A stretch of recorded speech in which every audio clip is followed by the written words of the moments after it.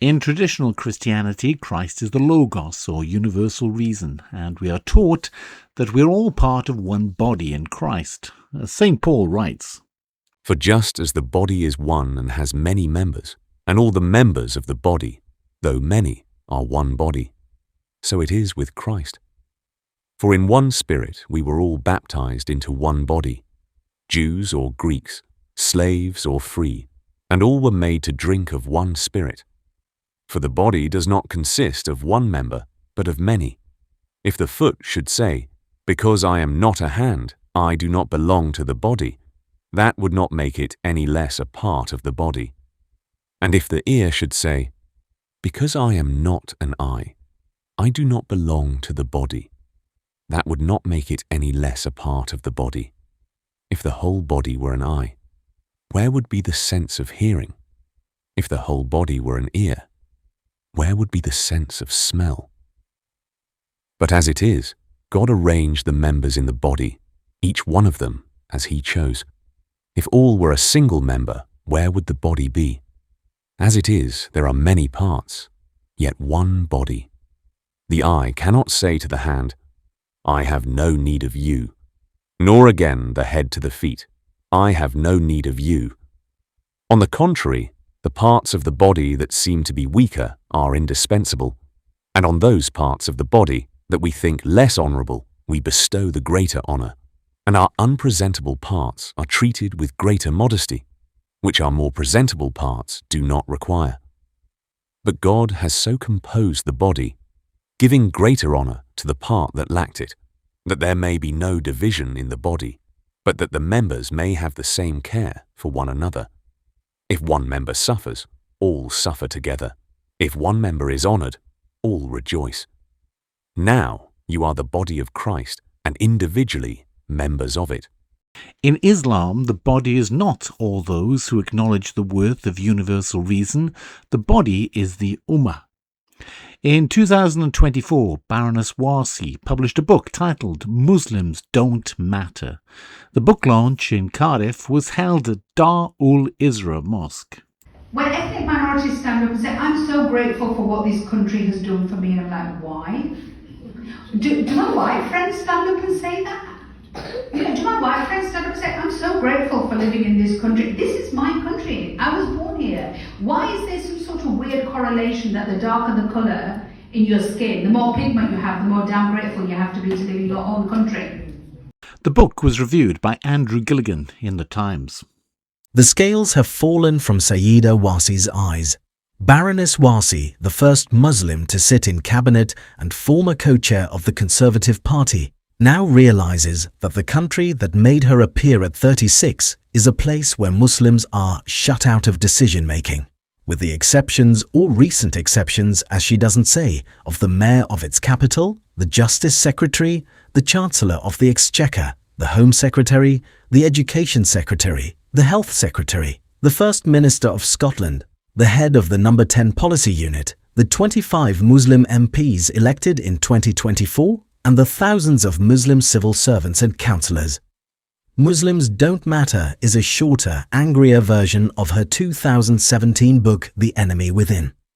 Comparing the two shows how far the discourse about Muslims' place in Britain has decayed, even as objectively their representation and political clout has grown. Ask the Labour MPs who lost, or nearly lost, to pro-Gaza independence this summer whether or not Muslims matter.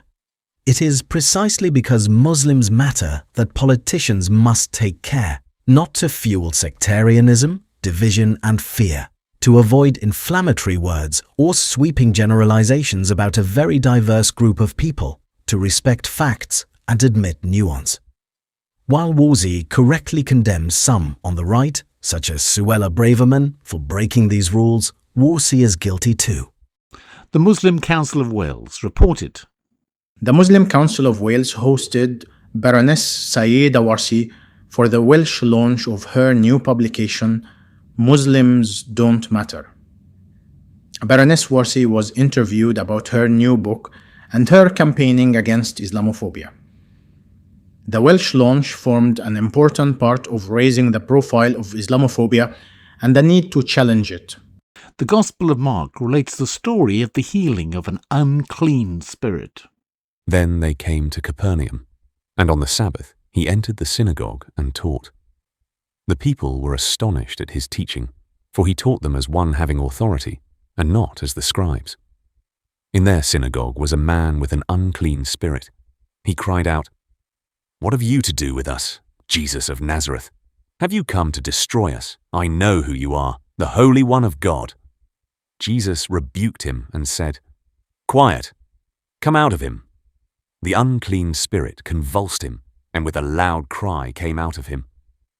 All were amazed and asked one another, "What is this? A new teaching with authority.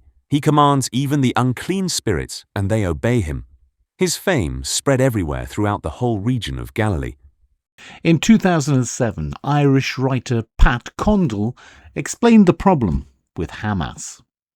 If we're serious about peace in the Middle East, then we need to stop pretending that the Israelis are dealing with a rational enemy they can negotiate with, because in doing that, we're helping to feed a massive political lie whose gravitational force has become so great it has warped reality. It's Hamas who turned Gaza into a war zone recently, not Israel, and it's Hamas who will do so again, and again, and again. They don't care about the people there. They regard them as expendable in the cause of jihad.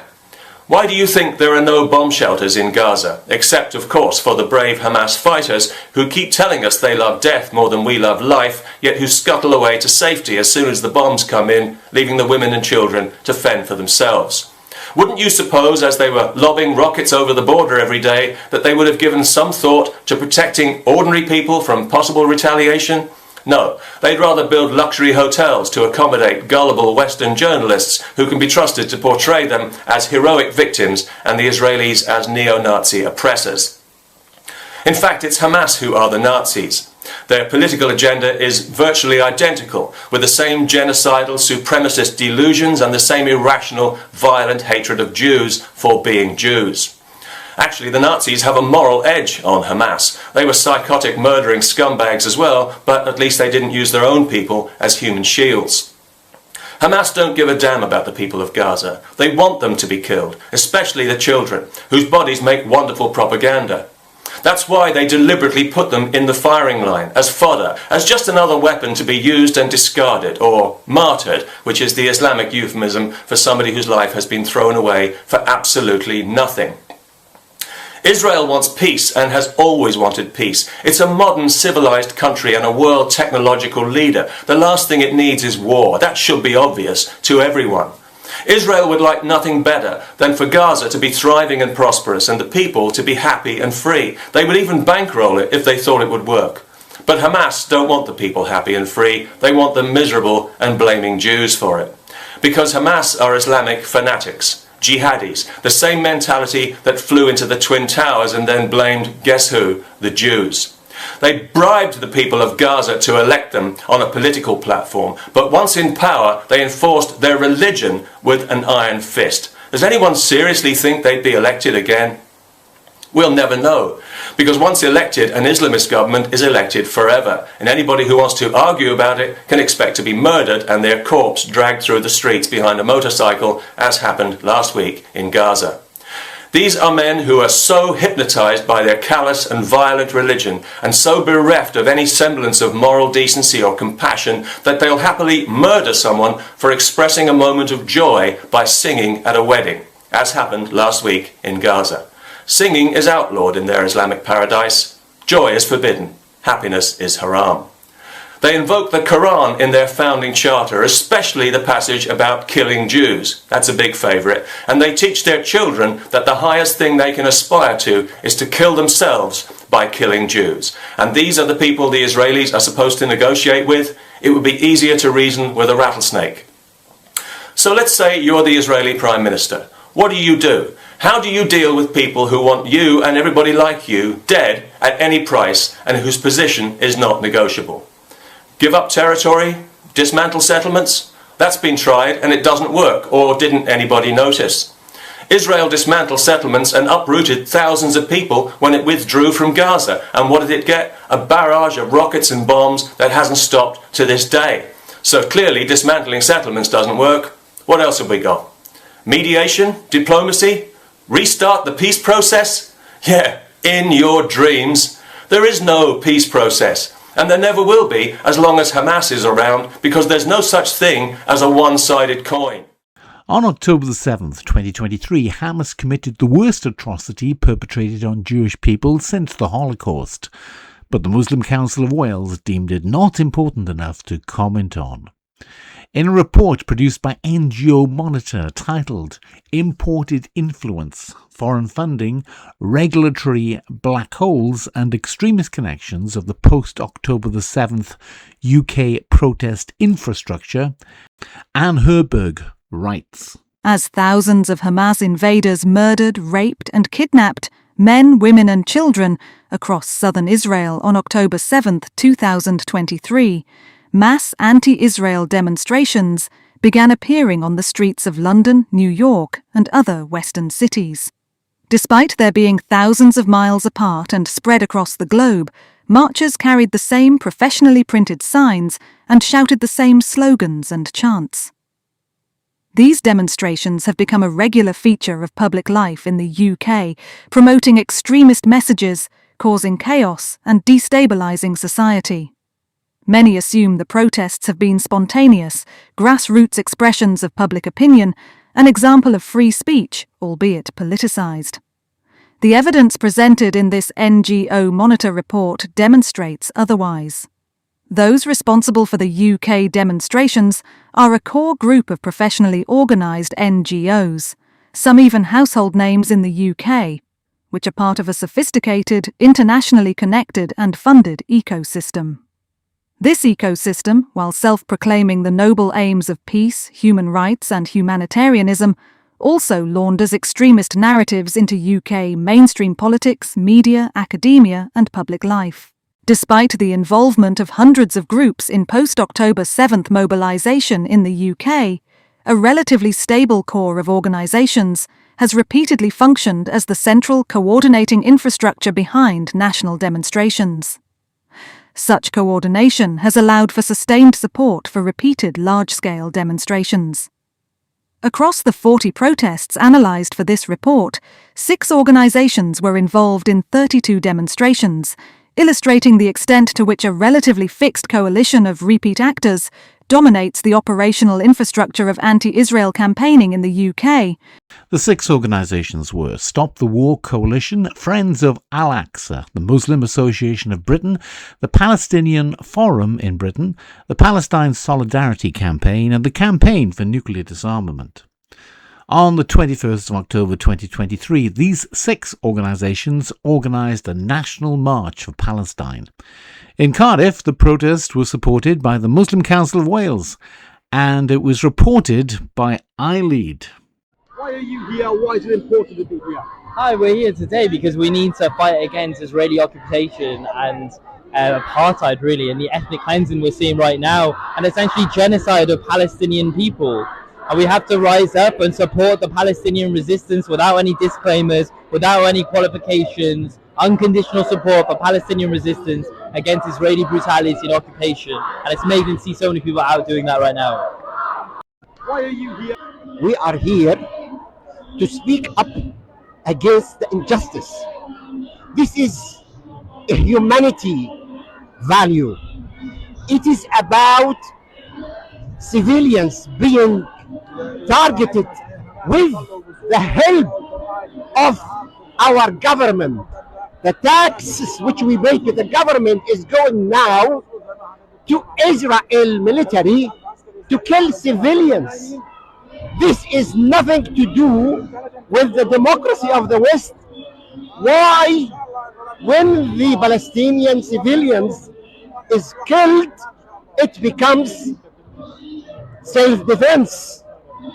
When the Israeli civilians or Ukrainian civilians are killed, it becomes terrorism.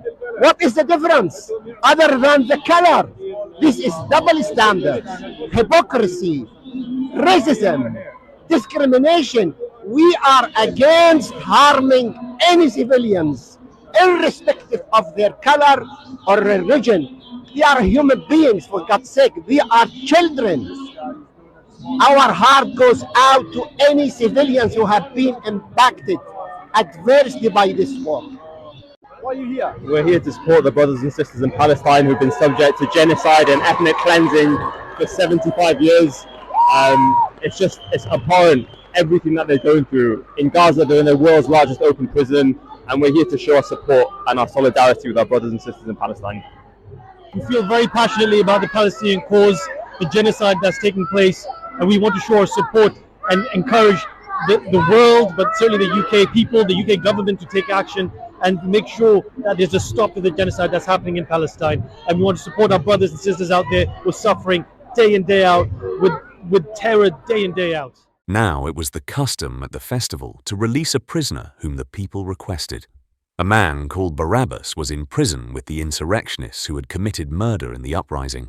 The crowd came up and asked Pilate to do for them what he usually did. "Do you want me to release to you the King of the Jews?" asked Pilate, knowing it was out of self-interest that the chief priests had handed Jesus over to him. But the chief priests stirred up the crowd to have Pilate release Barabbas instead. "What shall I do then with the one you call the King of the Jews?" Pilate asked them. "Crucify him," they shouted. "Why? What crime has he committed?" asked Pilate. But they shouted all the louder, "Crucify him!"